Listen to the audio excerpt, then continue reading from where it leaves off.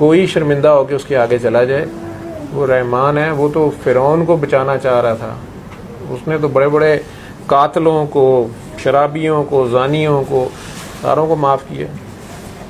وہ کر دیتا ہے فوری طور پہ، سکیاں ہریاں کر سکتا ہے، لیکن ہم شرمندہ ہی نہیں ہوتے. دوسری غلطی یہ کر رہے ہوتے ہیں کہ ہم تو شرمندہ ہو گئے، ہائے اللہ اون چھڑ دے.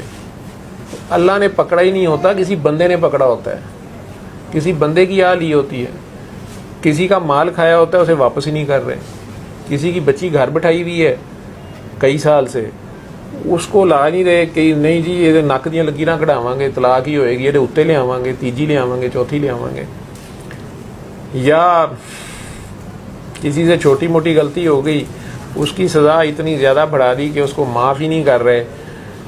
چاہے وہ سگا باپ تھا، بھائی تھا، بہن تھی، سگے خونی عزیز رشتہ دار تھے، یا خامن تھا، یا بیوی تھی، یا سسرال تھا، یا ددیال تھا. جس طرح ہم معاف نہیں کر رہے ہوتے، اس طرح کئی بار ہمیں کوئی نہیں معاف کر رہا ہوتا.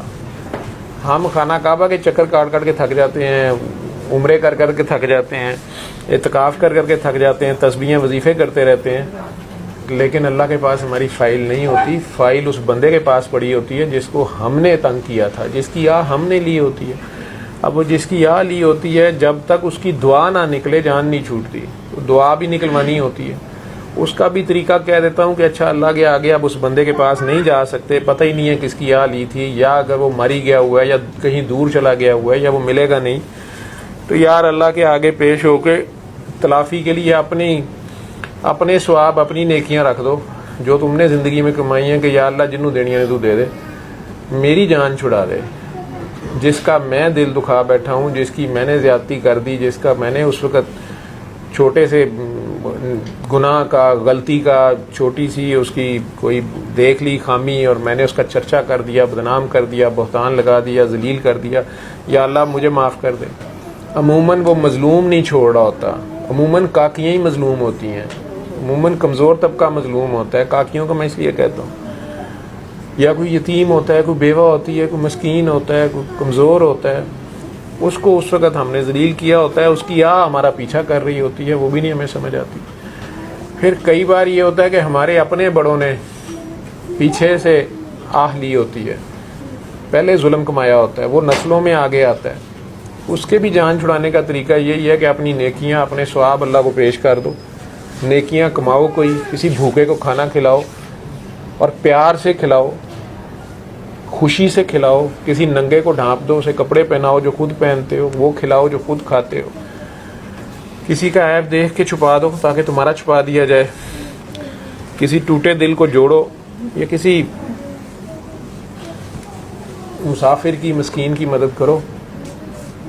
تو یہ اگر نیکیاں کمائی ہوئی ہیں یا ثواب بھی کمائے ہوئے ہیں، نمازیں، روزے، تسبیحیں، وظیفے پڑے ہوئے ہیں، وہ بھی اللہ کو پیش کر دو کہ یا اللہ جدھر دینا ہے دے دے.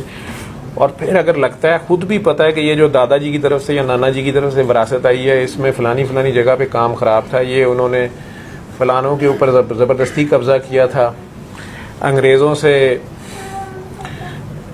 اپنی غداری کی قیمت لی تھی، یا دوسرے حکمرانوں سے غداری کی قیمت لی تھی، کہیں مخبری کی تھی، کہیں غداری کی تھی، یہ ہماری نسلیں اب اس میں قابو آئی ہوئی ہیں، تو اس جائیداد سے دستبردار ہو جاؤ، اپنے زور بازو پہ کھڑے ہو جاؤ. فوری طور پہ میں نے نسلیں ٹھیک ہوتی دیکھی ہیں، نہیں تو چلتا رہتا ہے، ساتھ نسلیں چلتا ہے، میرے پاس آتے ہیں. تو یہ دل صاف کرنے کا یا اپنا کھاتا کلیئر کرنے کا میں طریقہ ہی بتا رہا ہوں، تو بار بار میں نے نیٹ پہ بتایا ہوا ہے. اور یہ کر کے پھر اللہ کے آگے پیش ہوں، اس کو صاف دل سے سنیں، اپنے گناہ لے کے ہی اس کے آگے پیش ہوں. عاجزی مانگتا ہے وہ جو چکرے اور وہ 7 5 6 پوائنٹس آپ لوگ کہہ رہے تھے، یہ سارا کچھ وہی ہے، فائنل اس میں یہی ہے عاجزی. تو یہی طریقہ کار ہے، وہ سورہ رحمانیت کہتے ہی اسے ہیں. پھر وہ اس بندے کا بھی تلافی کر دے گا، آپ دو بندوں کے درمیان میں، تب وہ آئے گا. آپ اپنی نیکیاں ثواب بھی پیش کر دیں. ہاں اگر آپ نے کسی اللہ کے ولی کی شان میں گستاخی کی ہوئی ہے تو نہ آپ کے پاس ثواب ہے، نہ آپ کے پاس نیکیاں ہیں، وہ تو سارے اعمال ضائع جاتے ہیں. اس وقت تک تو سب ضائع چلے جاتا ہے. آپ کو شرمندہ ہونا پڑتا ہے، وہ بندہ یا سرکار دو عالم معافی لے دیں تو لے دیں، وہ ایک علیحدہ کہانی ہے، وہ ایک علیحدہ ہی چیز ہے.